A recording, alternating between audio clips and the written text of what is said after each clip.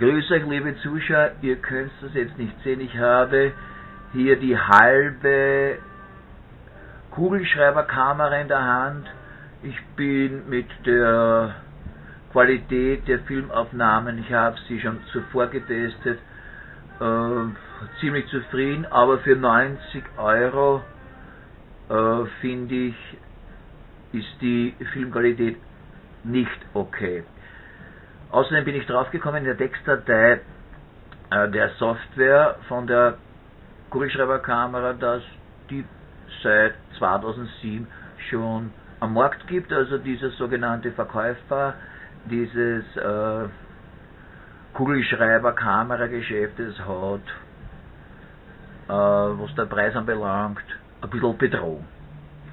Weil den Trick kriegst du schon in einem ausländischen Handygeschäft circa zwischen 20 und 25 Euro.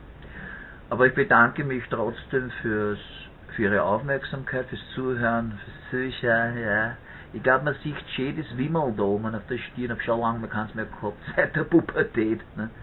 Aber ich will es nicht ausdrücken, weil dann werden sie noch größer, die Wimmeln, und verteilen sie sowieso. Ne? Aber sonst bin ich, glaube ich, ganz ansehnlich. Und blinkt das rote, weil da muss immer das rote Lamperl hinten blinken, weil es war ein Horror, ja, bis ich drauf gekommen bin, wie diese Kamera funktioniert, weil die Bedienungsanleitung, ja, keine Grafik, unverständliche Sautrottel-Ingenieurtexte, ja, also Techniker, Hirngewichse nur drinnen, ja, habe ich nicht leicht kapiert, und Learning by Doing, also. Und jetzt, glaube ich, funktioniert, aber ich muss das jetzt einmal umdrehen. Jetzt schauen wir mal, es blinkt nur immer das rote Lämpchen. Wenn das rote Lämpchen blinkt, wird man gefilmt. Aber doch ein leibender Reim, oder nicht? Na gut, ich mache jetzt Schluss. Im Nebenraum spielt gerade Jazzmusik. Ich hoffe, die kann man auch ein bisschen dann bei der Wiedergabe am Computer hören. Wenn nicht, ist auch wurscht, Hauptsache meine Stimme das vernehmen.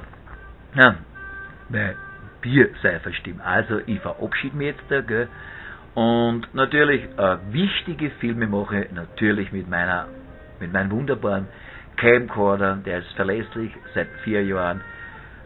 Der hat nämlich wirklich ein glasklares Bild und eine kristallklare Tonwiedergabe, und nicht so wie es da drin steht bei diese Versprechen da, was haben die da hingeschrieben bei der Packung da, siehst du, was, das ist Französisch, auf der anderen Seite da, ja, schneiden Sie Sitzungen mit, halten Sie Gespräche fest oder sprechen Sie sich kurze Erinnerungsnotizen auf den integrierten Speicher.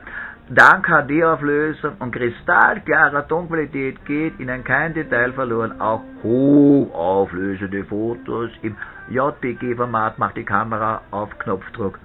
Aber wenn ich mir das anschaue bei der Wiedergabe, ist das Arsch.